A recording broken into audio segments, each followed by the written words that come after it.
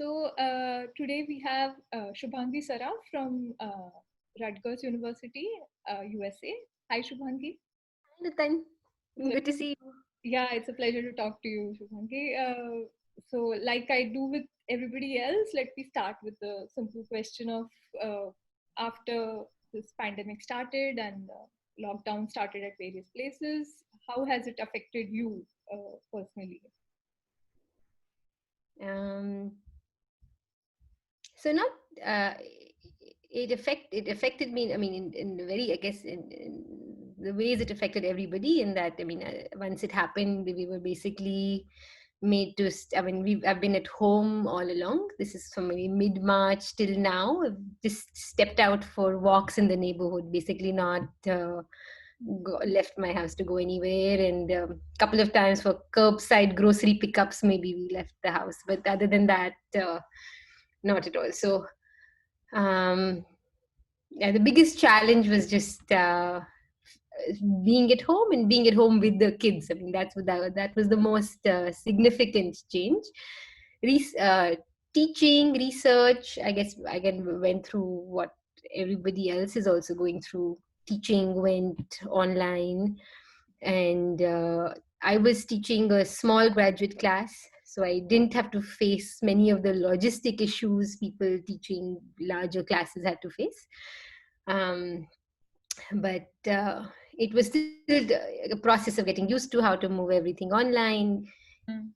learning how to keep the students engaged, encouraging students to keep their webcam on, because I mean, I like the class to be interactive, and without the constant feedback of live teaching, it was not as pleasant. It was smooth, but not as fun, because I don't get the Yeah. feedback that you can get with the live interaction. So, but it was not too bad. Still, it was Was a lot of the semester left by the time it sort of stopped, or a good part was already done? Or... good. I mean, half the semester was done, half was left. So the lockdown started for us just before our spring break. So we had 1 week of spring break for just getting mentally prepared and getting to figure out the whole system of online teaching. And then maybe it's about 6 weeks or 7 weeks of teaching left after that. So we didn't have to instantly go to online. I think that even having that 1 week to figure out what we are going to do, that was useful. Um, and then we had about 6 7 weeks of teaching, which is not too bad. And I was really teaching a small class from 10 to 15 students, so grading and exams and all that was not an issue really for me. It was just teaching and getting used to teaching into kind of like a void. Like there were a couple of three students who used to turn their webcam on. I didn't feel like making everybody else do it, Hmm. and it was great to have those three, I mean, just nodding faces to realize, I mean, to find some bit of interaction. But I missed classroom interaction for sure. But nothing too bad. It worked. And in this current lockdown situation, maybe work-life balance has taken a completely new meaning. So, what has what has that changed? So, how have you adjusted to that change? So absolutely. So that was that was the biggest challenge was having the kids at home. So I have two small kids. One is 2 years old and one is almost five. Wow. And they're a handful. They keep us, I mean, me and Swastik are completely always entertained, and they need full time. I mean, the 2 year old especially is just looking to get into trouble whenever he can. So one of us has to constantly watch him. So it was a challenge to have daycares shut and have the kids at home. That was a drastic uh, cut down on how much time we had available, because mostly all our work is happening in the hours the kids go to daycare. So just having them home meant that time is gone. So it was for the first few weeks when semesters going on and when we still have meetings and we're teaching, it was just non-stop. It was there was no time for anything. Like it was just non-stop. I mean, alternating who's taking care of the kids and who's doing the meetings and teaching and everything. So it was an extremely busy initial few weeks. Hmm. And but over time it's gotten easier in that teaching has ended. So many responsibilities, the number of responsibility work related responsibilities has come down. and we've got better at parenting. So it also got easier because we figured out a system where we we are better able to have, one parent is better able to handle the two kids. So um, now we've managed to, I mean, we realize the importance of one person just having free time to think or do anything or just relax, and then one person is taking care of the kids, one parent. So we've gotten better at it. So I think overall it's getting slightly easier. I'm not trying to, we're not trying to be too ambitious about trying to get much done. Right now I'm in this like survival mode, just That's passing phase where managing to sort of get work done, sort of be relaxed, take care of just mental happiness and peace, and also keep the kids happy. So it's been we're getting better at it. I think we're getting used to it. I mean, it's two ways. I mean, one, it's challenging having the kids at home just because, I mean, there's much less time, but it's also fun having the kids home, and there's a lot more. I mean, it's nice to be able to have them around. For the two kids, it's also very nice. They play a lot with each other. They're getting to spend time like they would never have had the opportunity before. So I guess it works both ways. That's true. That's true. And this survival mode, that phrase you used, is so like so apt for the current times. Like we just want to stay afloat, so that we are kind of getting better at it, and not getting too stressed about the whole thing. And You're just taking one day at a time. Like each day is just one more day is passed, and it's okay, and everything is still okay. Um, yeah, because it seems like this might go on. This might be this status quo for quite a while now. So yeah.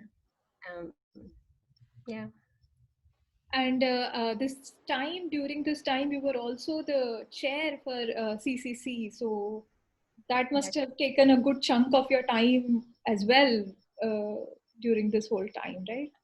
that was right. So the first few weeks were definitely. I mean, the CCC work kept me also very busy. So which was also a challenge with the kids. So Swastik, my husband, I mean, he had a lot of the babysitting responsibilities that time in those few weeks. He's making me pay back. He made me pay back for it a little bit later, but that kept me busy. But it was good. I mean, thanks to my entire PC who had did a fantastic job. I mean, many of them had to deal with small kids at the same time, and everybody was still managed to juggle all their responsibilities. So it was tough. I mean, I got much better at time management and Mhm. had to. And yes, but now again, that's another thing that, I mean, I've done most of the CCC responsibilities are now done, so it's more relaxed now. Yeah. That's good to hear that things are slowly, because for all of us, I think it is kind of similar that slowly, because maybe we've gotten used to it, or we've just gotten better with managing our mental space as well as overall time. But yeah, it's good to hear that actually. Yeah. And another thing I would have like to find out from you, because I mean, I've been curious about how women in theory has has had a wonderful trajectory, and you've been closely involved in the way it has evolved. So could you tell us a little bit about women in theory, and how you see it moving forward? And this year probably it got postponed, but so basically a little bit about women in theory. Yeah, so Women in Theory has been this amazing workshop that I've been involved in co-organizing with Tal Rabin and Lisa Zhang. In 2010, when I was a grad student, I was a participant at the workshop. Nudan, were you at the same We were at 2000? 8, no? I was at 2008. That was the first. Oh, that was the one I also did. Sorry, I got confused. Yeah. 2008, yeah, that was the first time it was run. I think you and I were both participants then. Yes.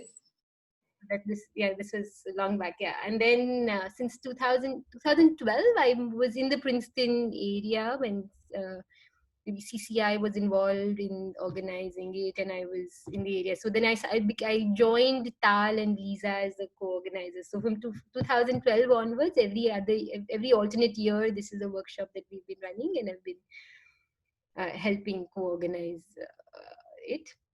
and it's been an amazing experience. I loved it as a grad student, so it's awesome to be at the other side of it and organizing it, and hence also being a part of it, just because the energy of having so many women grad students around and interacting, it's just very different and very uplifting, very exciting. It's been fun to be part of it, and when I see people, the students and the participants, really get something out of it and enjoy it and see the positive impact it has had, it's also been very encouraging and heartening to observe that. So Has it we changed considerably from when it started, or the format is still the same? And similar. It's pretty similar. It's grown since it's become more popular. The numbers have grown slightly. So we've reached. I think in the early days, maybe there were 40 to 50 participants. Now it's closer to 100, maybe. But that's we not don't want. But we don't want it too big. I mean, the bigger it gets, the maybe it'll get less personal it gets, and maybe the interactions are not as. You don't have the close knit feeling. We want it to not grow too much more, but I don't know how it will change next year. But the numbers have grown. Other most other ways, it's very much the same as what you might have experienced. We do try to have also some industry speakers come and talk to the students. We try to incorporate that component because many grad students who are in TCS will eventually go out and be part of industry. So it's yeah. valuable component to and see the routes people have taken, the different career paths people have taken after doing being in academia. But otherwise, it's pretty much the same. We invite maybe 8 to 10 speakers who are researchers in different universities from all over, and they come and give. So the significant chunk of the program is academic talks, and then we have panel discussions about just the various challenges and the routes different people have faced in their careers. And there's a lot of time for interaction and mentoring and that aspect of it, where the students get to mingle amongst themselves and talk to each other, form friendships, form connections with the students and the speakers. So that part is also very nice. That's Yeah. fantastic. And this year, so with the COVID situation, have things changed? So this year it was supposed to be held at the Simons Institute at Berkeley, and of course, because of the COVID situation, it was not possible to hold the workshop online. So we cancelled it, and we have postponed it for next summer. Also, it will still be at the Simons Institute in Berkeley. The exact details we haven't worked out because we don't know what the state of the world will be then. But it's been postponed to next summer, and we had a live event. So we did a Zoom event uh, sometime in early May, I think, where we used the opportunity that everybody was sitting at home to just get all the participants who would have been participated in this workshop, as well as now that it was online, we wanted to we could include a larger set of people. So we reached out to students who participated in the last two workshops as well, and a big subset of them joined. We had maybe 20. We were able to reach out to many uh, more senior researchers as well. So we had about 20 of them, and we had a fun panel discussion and smaller breakout rooms where students got to hang out with each other. So it wasn't the same as having a live workshop, of course, but it was still a fun event, which it was nice to have. Wow, that's wonderful. Yeah. And one more thing about a slightly different thing, but because it's related to women in theory, there was a couple of weeks ago a very beautiful video came out with "We Will Survive," and Yeah, I will survive. Yes. So this is part of this online event. I encourage all of you to go. Whoever's listening to this interview to go look at the video. It was a really fun project that we did as part of this live event. Mikal Feldman and her daughter maybe had this idea to just, as part of the live event, we were brainstorming on what activities we can do, and we came up with this idea of having since everybody was remotely sitting at home, let's do some joint collaborative project. And so we decided to make a video. And So it's really fun. I encourage you all to take a look at it. It was um, Avi Vigdesan his magic with songwriting. So he was the one who came up with, we all proposed, all the women who decided to participate in this project, we all came up with random lines that we wanted to be part of this song. And he somehow managed to take a whole bunch of completely weird looking random lines and stitch them together to make sense in this very beautiful song right now. And then we uh, got someone to then do calls with all of us and do little snippet video recordings and edit it to make this music video, which is on YouTube. Okay, And wait. I didn't quite get this. So all of you wrote some lines and then Avi put them together to make it into a song that kind of rhyme. right. We all proposed lines and sent it to him, and he looked at this collection of ad hoc lines, which was there was no coordination at all. Like we were all just proposed lines related to our research or work or our experiences as women in academia, and we just gave lines, and he took it all.